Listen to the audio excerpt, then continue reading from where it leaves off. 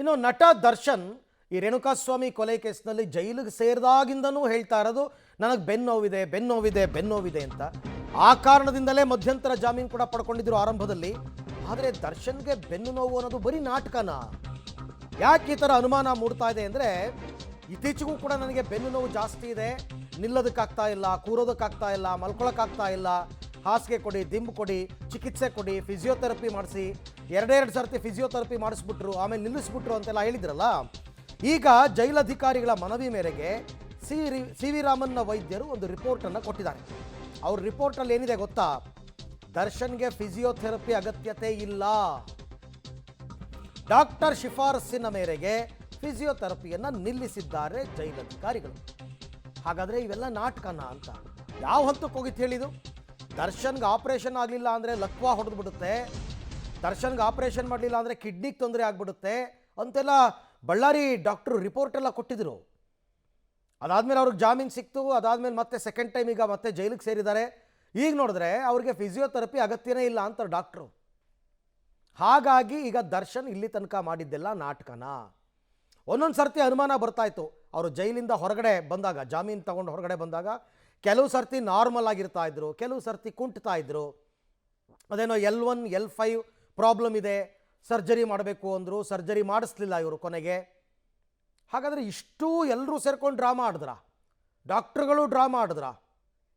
ಈ ಬಗ್ಗೆ ಮತ್ತಷ್ಟು ಮಾಹಿತಿ ನನ್ನ ಕೊಲೀಗ್ ನಾಗೇಶ್ ಅವರಿಂದ ಪಡ್ಕೊಂಡ. ನಾಗೇಶ್, ಈಗ ಡಾಕ್ಟ್ರು ಹೇಳೋ ಪ್ರಕಾರ ದರ್ಶನ್ಗೆ ಬೆನ್ನು ನೋವೇ ಇಲ್ಲ ಅಂತನ? ಹಾಗಾದರೆ ಬೆನ್ನು ನೋವಿನ ಕಾರಣ ತಗೊಂಡು ಜಾಮೀನು ತಗೊಂಡಿದ್ದು, ಡಾಕ್ಟ್ರು ರಿಪೋರ್ಟ್ ಕೊಟ್ಟಿದ್ದು, ಆಪರೇಷನ್ ಮಾಡಲಿಲ್ಲ ಅಂದರೆ ಲಕ್ವಾ ಹೊಡೆಯುತ್ತೆ ಅಂತ ಹೇಳಿದ್ದು, ಇವೆಲ್ಲ ಸುಳ್ಳು ಹಾಗಾದರೆ ಅಂತ?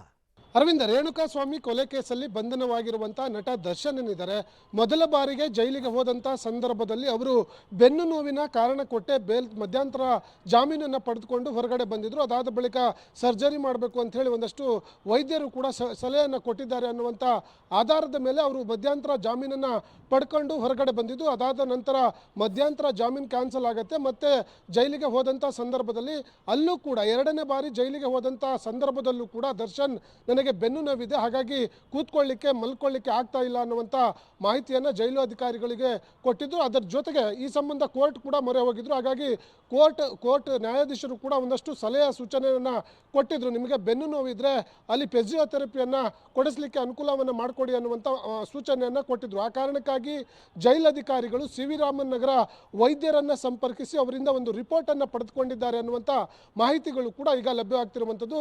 ಈ ದರ್ಶನ್ಗೆ ಬೆನ್ನು ನೋವಿನ ವಿಚಾರವಾಗಿ ಸಿ ವಿ ರಾಮನಗರ ವೈದ್ಯರು ಒಂದು ರಿಪೋರ್ಟನ್ನು ಕೊಟ್ಟಿದ್ದಾರೆ. ಆ ರಿಪೋರ್ಟಲ್ಲಿ ನಟ ದರ್ಶನ್ಗೆ ಫಿಸಿಯೋಥೆರಪಿಯ ಅಗತ್ಯ ಇಲ್ಲ ಅನ್ನುವಂಥ ಒಂದು ರಿಪೋರ್ಟನ್ನು ಕೊಟ್ಟಿದ್ದಾರೆ ಅನ್ನುವಂಥ ಮಾಹಿತಿಗಳು ಕೂಡ ಇರುವಂಥದ್ದು. ಹಾಗಾಗಿ ಸಿ ವಿ ರಾಮನ್ ನಗರ ವೈದ್ಯರ ರಿಪೋರ್ಟ್ ಆಧಾರದ ಮೇಲೆ ದರ್ಶನ್ ಅವರಿಗೆ ಕೊಡಬೇಕಾಗಿದ್ದಂಥ ಫಿಸಿಯೋಥೆರಪಿಯನ್ನು ಜೈಲಧಿಕಾರಿಗಳು ನಿಲ್ಲಿಸಿದ್ದಾರೆ ಅನ್ನುವಂಥ ಮಾಹಿತಿಗಳು ಕೂಡ ಇರುವಂಥದ್ದು. ಹಾಗಾಗಿ ಎಲ್ಲ ಒಂದು ಕಡೆ ಈ ವೈದ್ಯರ ವರದಿ ಮತ್ತು ಜೈಲಧಿಕಾರಿಗಳು ಈಗ ಅವರನ್ನು ಫಿಸಿಯೋಥೆರಪಿಯನ್ನು ಮಾಡಲಿಕ್ಕೆ ನಿಲ್ಲಿಸಿರೋದಂತ ನೋಡಿದ್ರೆ ಎಲ್ಲ ಒಂದು ಕಡೆ ದರ್ಶನ್ ಈ ಬೆನ್ನು ನೋವಿನನ್ನ ಅಸ್ತ್ರವನ್ನಾಗಿ ಬಳಸ್ಕೊಂಡ್ರ ಅನ್ನುವಂಥ ಅನುಮಾನಗಳು ಕೂಡ ಈಗ ದಟ್ಟವಾಗಿ ಕಾಡಲಿಕ್ಕೆ ಪ್ರಾರಂಭ ಮಾಡಿರುವಂಥದ್ದು. Arvind, okay, thank you Nagesh ತಮ್ಮ ಎಲ್ಲ ಮಾಹಿತಿಗಾಗಿ. ಬಟ್ ಇವೆಲ್ಲ ಏನು ಗೊತ್ತಾ, ತಾತ್ಕಾಲಿಕವಾದಂತಹ ವಿಚಾರಗಳು. ನಿಮಗಿದೆಲ್ಲ ಉಲ್ಟಾ ಹೊಡೆಯುತ್ತೆ. ದರ್ಶನ್ಗೆ ಇವೆಲ್ಲವೂ ಕೂಡ ಉಲ್ಟಾ ಹೊಡೆಯುತ್ತೆ. ನಾಳೆ ದಿನ ಬೇಲ್ ಗೀಲ್ಗೆ ಅಪ್ಲೈ ಮಾಡಿಕೊಂಡಾಗ ಪಬ್ಲಿಕ್ ಪ್ರಾಸಿಕ್ಯೂಟರ್ ಈ ವಿಚಾರಗಳನ್ನೆಲ್ಲ ತೆಗೆದು ಕೋರ್ಟ್ನಲ್ಲಿ ಜಡ್ಜ್ ಮುಂದೆ ಹೇಳಿದಾಗ ಜಡ್ಜ್ ಏನು ಅನ್ಕೋತಾರೆ? ಇವ್ರು ಆಡಿದ್ದೆಲ್ಲ ನಾಟಕ ಅಂತ ಅನ್ಕೊಳ್ಳಲ್ವಾ? ನಾಳೆ ದಿನ ಎಲ್ಲ ಸಮಸ್ಯೆ ಆಗುತ್ತೆ. ಹಾಗಾಗಿ ಜೈಲಿನಲ್ಲಿರಬೇಕಾದ್ರೆ ಇಡುವ ಒಂದೊಂದು ಹೆಜ್ಜೆಯನ್ನು ಕೂಡ ತುಂಬ ಎಚ್ಚರಿಕೆಯಿಂದ ಇಡಬೇಕಾಗುತ್ತೆ. ಸುಳ್ಳು ಮೋಸ ಇವೆಲ್ಲ ನಡೆಯಲ್ಲ. ಮುಂದಿನ ದಿವಸದಲ್ಲಿ ಇದನ್ನು ಅನುಭವಿಸ್ಬೇಕಾಗುತ್ತೆ. ಒಂದು ವೇಳೆ ದರ್ಶನ್ ಇಲ್ಲಿ ತನಕ ಈ ವಿಚಾರವಾಗಿ ನಾಟಕ ಆಡಿರೋದು ನಿಜ ಅಂತ ಆದರೆ ಮುಂದಿನ ದಿನಗಳಲ್ಲಿ ಅನುಭವಿಸ್ಬೇಕಾಗುತ್ತೆ.